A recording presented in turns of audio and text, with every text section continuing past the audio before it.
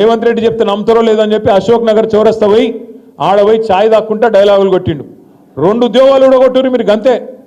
కేసీఆర్ ఉద్యోగం ఊడిపోవాలి, కేటీఆర్ ఉద్యోగం ఊడిపోవాలి. 2 ఉద్యోగాలు ఊడగొడితే 2 లక్షల ఉద్యోగాలు ఇస్తా మీకు మొదటి సంవత్సరం అన్నాడు. అయినా 2 లక్షల ఉద్యోగాలు? మరి సిగ్గులేదు ఈ ముఖ్యమంత్రికి.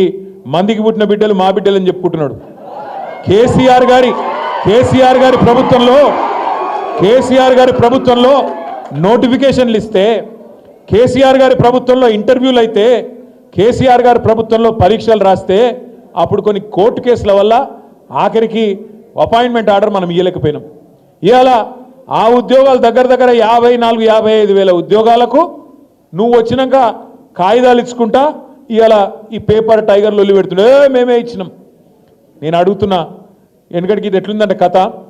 వెనకడికి ఒక పిల్లగాడు పెళ్లి చేసుకోలేదట, సంసారం చేయలేదట, కానీ పిల్లలు కన్నాడట.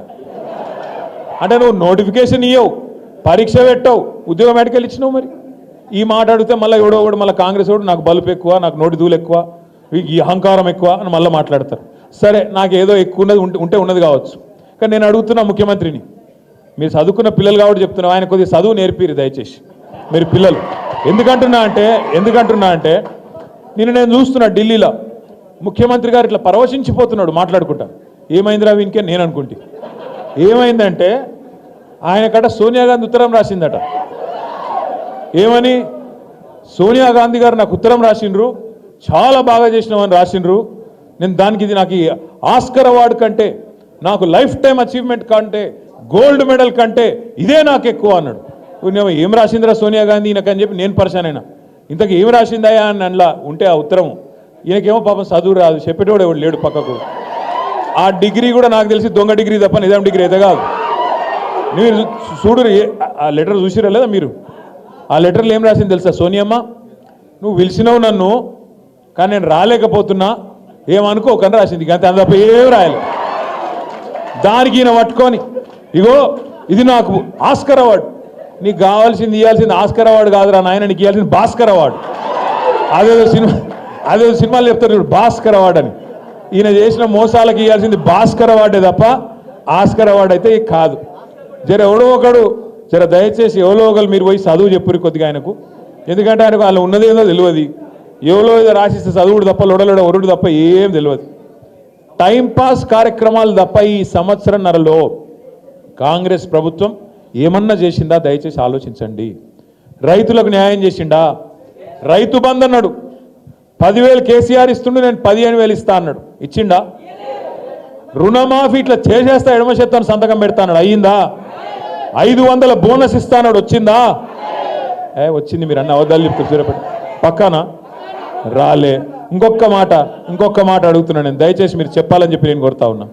500 బోనస్ అన్నాడు, ప్రతి పంటకు మద్దతు ధర ఇస్తా అన్నాడు, ఇంకా పెద్ద మాటలు. కేసీఆర్ 24 గంటలు ఇస్తే నేను 48 గంటల కరెంట్ ఇస్తా అన్నాడు. చాలా మాటలు చెప్పిండు, చాలా కథలు చెప్పిండు. ఇవాళ రైతులు మళ్ళీ తిరిగి ఆత్మహత్యల పాలయ్యే పరిస్థితి వచ్చిన మాట వాస్తవమా కాదా? ఇలా రైతు బంధు 2 సార్లు ఎగ్గొట్టిన మాట వాస్తవమా కాదా? ఆలోచించమని చెప్పి నేను కోరుతా ఉన్నా. మీ తాతలని నానమ్మలను అడగండి, 2 నెలలు పెన్షన్ కూడా ఎగ్గొట్టిండు.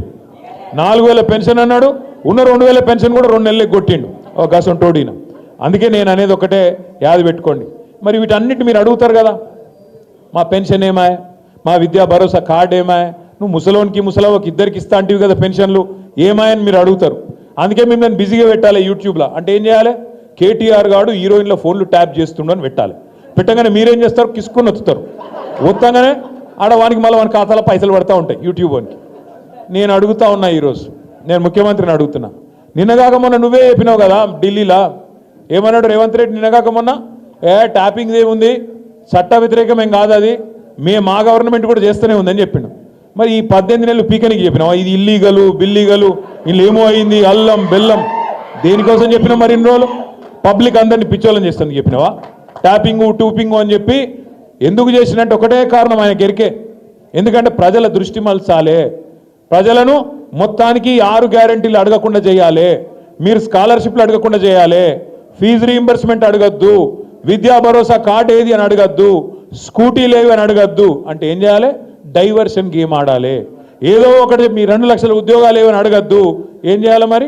మీ చేతుల్లో ఫోన్ ఉంది, అందులో కావాల్సినంత ఫ్రీ అదేమంటారు చూడు, స్టోరేజ్ ఏమంటారు దాన్ని, డేటా ప్లాన్ ఉంది కాబట్టి మీరు ఒత్తుతూనే ఉంటారు, ఇక వాడు ఒడుతూనే ఉంటాడు.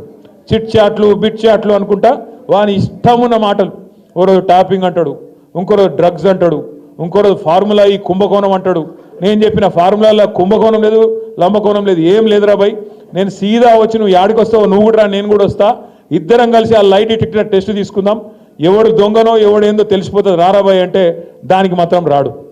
కానీ మళ్ళా కాళేశ్వరం కుంభకోణం, విద్యుత్ కుంభకోణం, ఈ కుంభకోణం ఆ లంబకోణం అని చెప్పి 18 నెలలు టైంపాస్ మాత్రం మంచిగా చేసుకుంటూ పోతున్నాడు. దయచేసి నేను మిమ్మల్ని కోరేది ఒకటే, మనము ఈ యూట్యూబ్ పిచ్చిలా తమ్మునేల్స్ పిచ్చిలా పడితే మనం ఆ దానికి అడిక్ట్ అయిపోతే ఆఖరికి మళ్ళీ నష్టం జరిగేది మనకే. ఈ గవర్నమెంట్ చేసిన మోసాన్ని మనం గ్రహించకపోతే, ఈ గవర్నమెంట్ నిరంతరం చేస్తున్న మోసాన్ని మనం పసిగట్టి 10 మందికి చెప్పకపోతే ఇవాళ అల్టిమేట్గా నష్టపోయేది మాత్రం తెలంగాణలోని రైతులు, తెలంగాణలోని యువత, తెలంగాణలోని మహిళలు. మన ఆడబిడ్డలకు చెప్పిండు, మన ఇంట్లో ఉండే ఆడపిల్లలకి ముసలోళ్ళకు 4000 పెన్షను, ఇంట్లో కోడలు పిల్లుంటే 2500 పెన్షను అని మాట్లాడిండు. వచ్చినాయి మళ్ళీ వాళ్ళకన్నా 200, 500. కేసీఆర్ ₹1,00,000 ఇస్తుండే తులం బంగారం ఇస్తాం మీదికి వెళ్ళన్నాడు, ఇచ్చిండా? అందుకే నేను అంటున్నా, మనది కాకపోతే ఎక్కడ దాకా దేకొచ్చు అని చెప్పారు వెనకటికి పెద్దలు. గట్లనే నోటికి ఎంత వస్తే అంత ఒరుకుంటూ పోయిండు. ఇవాళ ఏమైపోయిందంటే తెలంగాణలో మన సిరిసిల్లలో పెద్ద మనిషి కలిసిండు నాకు, రైతు బాగా ముఖం అంతా సీరియస్గా ఉండే. ఏం తాత మంచిగా లేవు, ఏం సంగతి సీరియస్గా ఉన్నావు అని నేను అడిగిన. ఏం చేస్తాం కొడుక, పాలిచ్చే బర్రెన ఆయనతో పక్కకు పెట్టినాం, తన్నే దున్నపోతుంది తెచ్చుకున్నాం, ఏం చేయమంటావు, గిట్లా అయిపోయింది మా పరిస్థితి. నీళ్లు లేవు, వాగులకు పోతే నీళ్లు లేవు, కరెంట్ వస్తలేదు, టైంకి ఎరువులు దొరకాయి, మళ్ళా చెప్పులు ఇత్తనాలు. వీడు నిజంగానే ముందే చెప్పిండు, వీడు ఆనాటి రోజులు తెస్తా అన్నాడు, నిజంగానే తెచ్చి వచ్చిండు ఆనాటి రోజులు. మళ్ళా లైన్లో మొత్తం ఏడబోతాడ చెప్పులు, ఏడబోతాడ ఇబ్బందులు, ఏడబోతాడ మళ్ళీ గదే పాతలొల్లి, గదే కాంగ్రెస్, గదే దరిద్రం వచ్చింది. ఎంత జల్దీ వదిలించుకుంటే అంత మంచిది మనకు అని మాట్లాడుతూ ఉన్నాడు. నేను మిమ్మల్ని దయచేసి కోరేది ఒకటే, చూస్తున్నారు మీరు, నిన్నగాక మొన్న ఇక మా గెల్లు శ్రీనివాస్ యాదవ్ ఇక్కడ ఉన్నాడు, తమ్ముడు దగ్గర పోతే తమ్ముడు ఏం చేసిండు, వాడెవడో గిట్టనే తుమ్మునేళ్ళు అని ఇష్టం ఉన్నట్టు పెడితే మనోడికి ఆయనతో కడుపు మసిలి ఆయన ఇక్కడ ఉన్న వాళ్ళు 10 మంది 20 మంది పిల్లగాళ్ళు ఆయనతో కలిసి ధన్మని పోయినరు.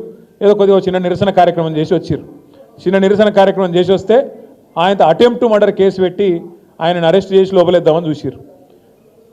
కోర్టోళ్ళు ఏమున్నది ఆయనలో ఏం లేదు, చిన్న నిరసన అని చెప్పి ఆయనతో రిమాండ్ రిజెక్ట్ చేసిండ్రు, తమ్మునికి రిలీఫ్ ఇచ్చిండ్రు.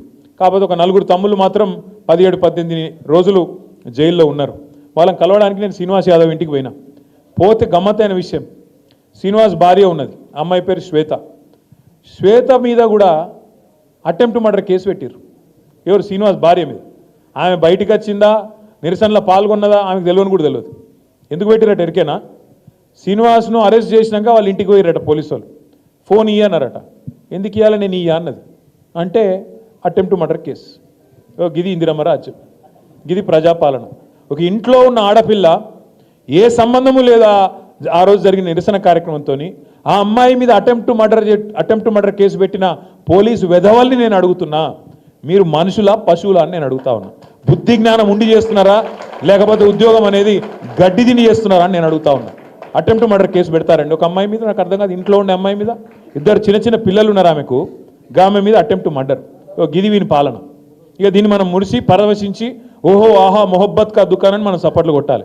అట్లే ఇంకొక కేసు, నల్లబాలు అనో పిల్లగాడు ఉంటాడు సోషల్ మీడియాలో, వాని అసలు పేరు శశిధర్ గౌడ్. ఆ శశిధర్ గౌడ్ మీద ఇప్పటికి 12 కేసులు పెట్టారు. ఆఖరికి మొన్న ఒక రీట్వీట్ కొట్టినందుకు, బీఆర్ఎస్ పార్టీ పెట్టిన ఒక పోస్టుకు రీట్వీట్ కొడితే ఆ పిల్లగాన్ని అరెస్ట్ చేసి అన్నం తింటుంటే బరబర గుంజుకపోయి ఎవడో ఉగ్రవాదో తీవ్రవాదో అన్నట్టు గుంజుకపోయి 20 రోజులు జైల్లో పెట్టిండ్రు. ఇది వీని ప్రజాపాలన, ఇది ఈ రాష్ట్రంలో పోలీసు వాళ్ళు నడుపుతున్న తీరు. నేను మీ అందరి సమక్షంలో, మీ అందరి సాక్షిగా ఒకటే మాట చెప్తా ఉన్నా, ఇవాళ విర్రవీగుతున్న పోలీస్ అధికారులు, ఇవాళ ఎవరైతే రేవంత్ రెడ్డికి చెంచగాల లెక్క పనిచేస్తున్న అధికారులు ఉన్నారో ఒక్కొక్కరికి తప్పకుండా నేను చెప్తా ఉన్నా, 3 ఏళ్లలో మళ్ళా వస్తాం. ఒక్కొక్కరికి మిత్తితో సహా ఇచ్చే బాధ్యత మాది. మీ సూర్యాపేటలో నల్లగొండలో కూడా ఎవడన్నా ఎక్స్ట్రాలు చేస్తే వాడు ఎవడన్నా కానీ కలెక్టర్ కానీ వాని అయ్య కానీ ఎవడన్నా కానీ ఎక్స్ట్రాలు చేస్తే వాళ్ళకు చెప్పండి, పేరు రాసి పెట్టుకోండి. నేను పక్కా చెప్తున్నా 3 ఏళ్లలో మీ అందరి దయతో తెలంగాణ ప్రజల ఆశీర్వాదంతో తిరిగి కేసీఆర్ గారు ముఖ్యమంత్రి అవుతారు. బరాబర్ హిసాబ్ కితాబ్ చేస్తాం. ఇలా ఎగిరెగిరి పడుతున్న కాంగ్రెస్ నాయకులు, వాళ్ళకు తొత్తులుగా పనిచేస్తున్న కొంతమంది పోలీసులు తప్పకుండా మిత్తితో సహా ఇచ్చే బాధ్యత నాది అనే మాట నేను విజ్ఞప్తి చేస్తా ఉన్నా. ఎవన్ అయ్యకు భయపడేది లేదు. రేవంత్ రెడ్డి కాదు వాని తాత జేజమ్మ దిగొచ్చిన మళ్ళా కేసీఆర్ గారు ముఖ్యమంత్రి కావడాన్ని ఎవడూ అడ్డుకోలేడు. ఇది వాస్తవం. ఉండొచ్చు రేవంత్ రెడ్డికి పైన ఢిల్లీలో బీజేపీ పెద్దల ఆశీస్సులు ఉండొచ్చు. ఇలా కలిసిపోయినారు, ఇద్దరు మంచిగా కలిసి సంసారం చేస్తున్నారు ఈ రాష్ట్రంలో. కాంగ్రెస్ వాళ్ళు బీజేపీ వాళ్ళు చిల్లర రాజకీయం చేస్తున్నారు. నేను అడుగుతా ఉన్నా ఈరోజు బీజేపీ నాయకత్వాన్ని, ఏం అడ్డం వస్తుందయ్యా మీకు? ఏం అడ్డం వస్తుంది? ఈ ప్రధానమంత్రి నువ్వే వస్తావు ఇక్కడికి, ఏప్రిల్ 2024లో డైలాగులు కొడతావు. ఈ రాష్ట్రంలో ఆర్ఆర్ ట్యాక్స్ వసూలు చేస్తున్నారు, రాహుల్ రేవంత్ ట్యాక్స్ వసూలు చేస్తున్నారు, బిల్డర్లను కాంట్రాక్టర్లను మరి తోలు వలిచి వసూలు చేస్తున్నారని నువ్వే మాట్లాడుతావు.